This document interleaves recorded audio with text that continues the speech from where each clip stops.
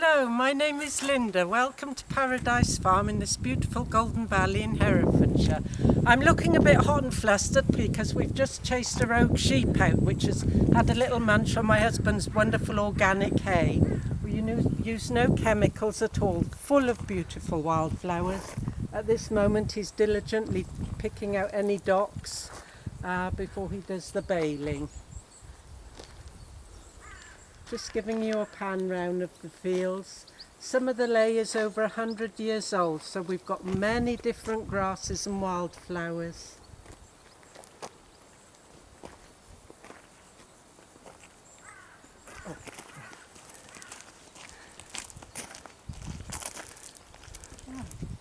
We've been here since 1985.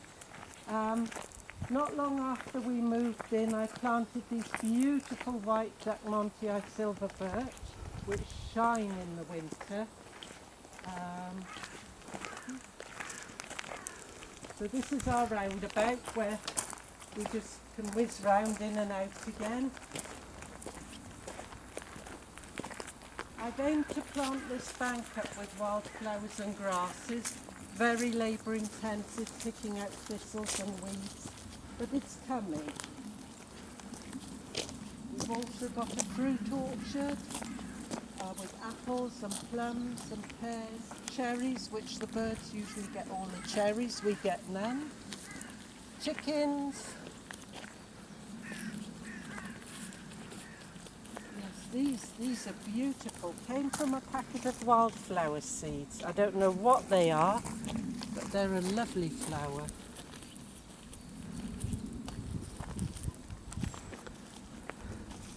I do all the flower gardening. My husband Mike, he does the fields, sorts them out. So all of this is my domain. He does do the mowing, but I do all the pretty bits.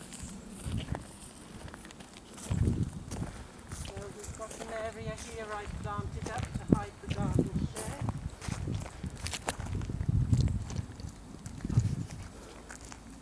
We've got an area here to hide the garden shed. Which just seems to grow like topsy. I always find another plant just to pop in where there's a gap. Not the best way of gardening, garden designers will tell you. But I like it, and so does the wildlife. Lots of butterflies, lots of different honeybees and bumblebees. Here's our small vegetable garden with potatoes and carrots, peas, beans, fruit cage with raspberries and strawberries, black currants, and this wonderful evening primrose which has seeded itself everywhere, and I just love it, so I leave it.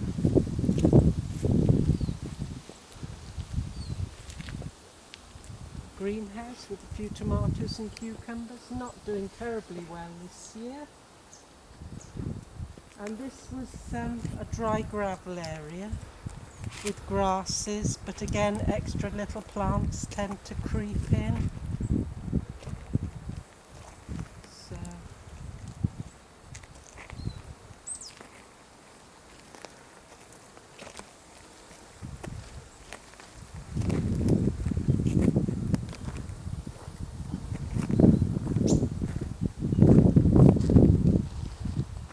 then the trees we planted, the silver birch and the crimson king acer there, and this wonderful ornamental cherry. Oh, this is Boots the cat was having her little siesta.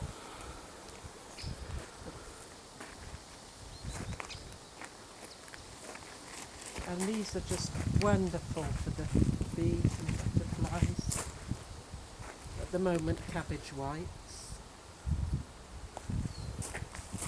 This rose I bought in Woolworths for £1 back in the late 1980s. What a bargain. As was this one, a Woolies rose for £1 back in the day. And this clematis has just been an absolute joy.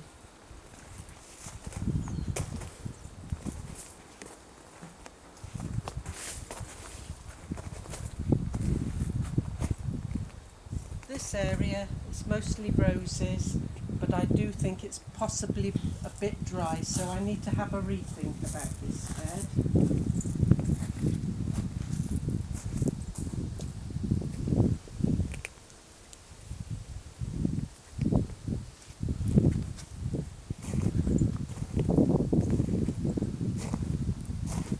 Canna lilies, they just need a bit more sun and they'll be away.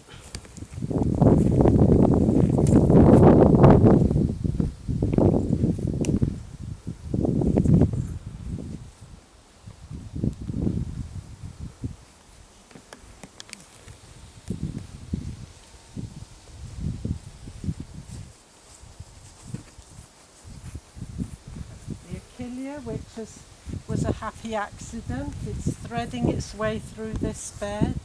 Again, the roses not at their best at the moment, but they are still fairly new plants, and the scent is wonderful. I wish you could smell it.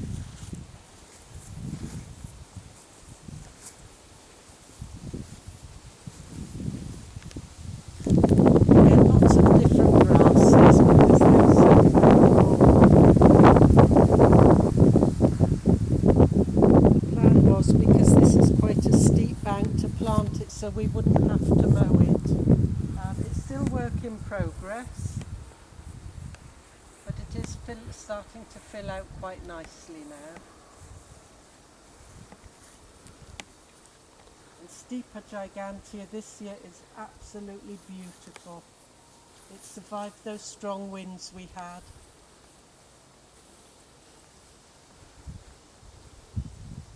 And the white marguerites, they shine out.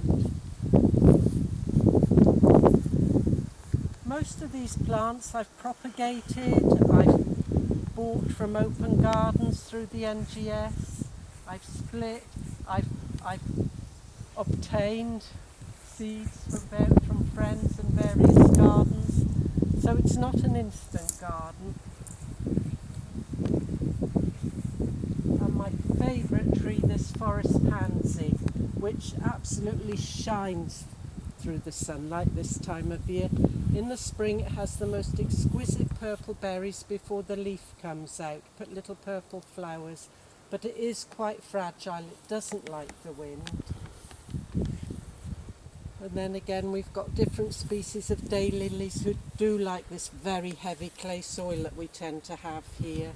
And round to my beautiful arch, which my daughter Isla bought me for my birthday this year. And made a little bit of a feature through here, a little slate path. Beautiful, beautiful thistle.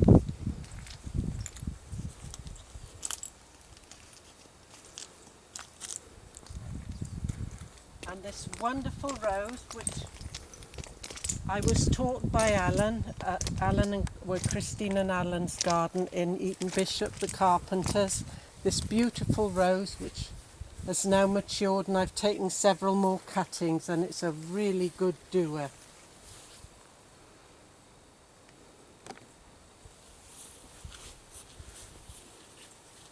And this clematis is defying all the rules. They're not supposed to dry their feet in the dry, but that one seems to be really thriving here next to the cherry tree, which has wonderful pink blossom in the spring, which I've underplanted with some new ornamental giant lilies this year, so they should be lovely when they open. This was a bit of a holding bed, so there's still stuff to move and plant and jig about, so it's all a bit haphazard really.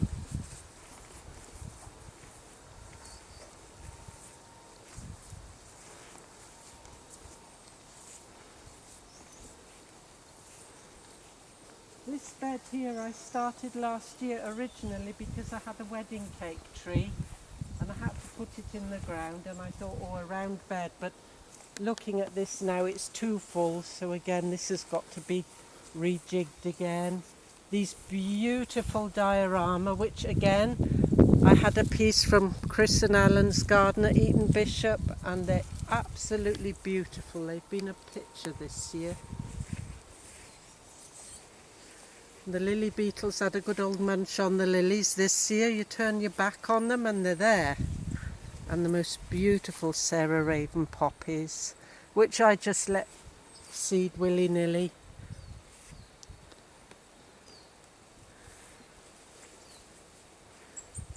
This here is a new bed. I call it my COVID bed.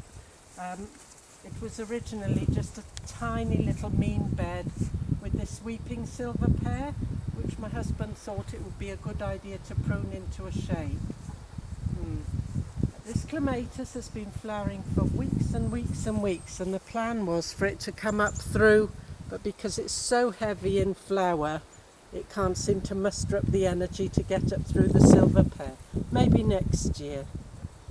And in here I've got planted grasses and the oriental lilies and a couple of hydrangea bushes and the sedums and these big green leaves that look like dock leaves. They are a lovely verbascum, so I'm looking forward to those flowering. But a lot of it is very new.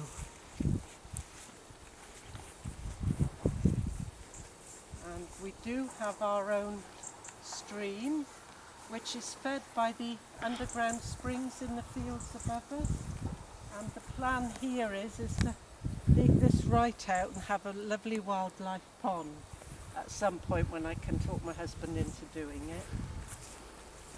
And again, this is quite a wild area, which is really good for the wildlife, with nettles and things for the butterflies to lay their eggs on. And we do have a lovely hedgehog that we feed, and he comes down here at night. And you can see there's no holes in the hostas. What they were for a minute, and that's my pet pigeon there.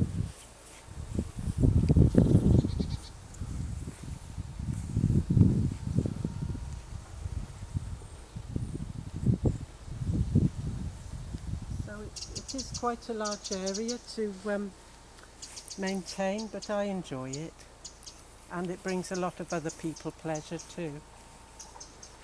Hoping to open for the MGS at some point.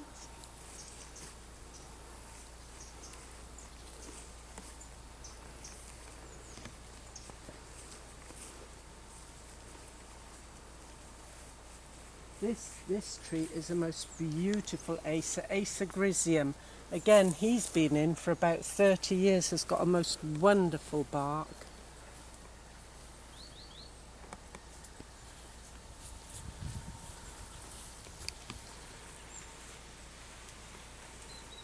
And the Indian bean tree is surfacing at last after a very cold snap in the spring. We have severe frosts down here because we are in a frost pocket, so he's still opening out his wonderful leaves. But that did flower last year, and hopefully this year it will flower again.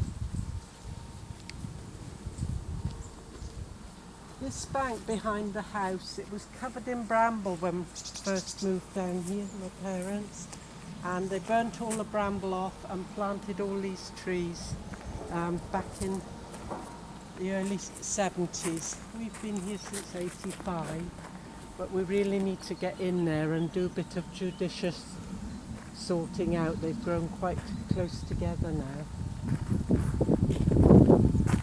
Oh, here comes Brooks again to say hello, obviously not shy.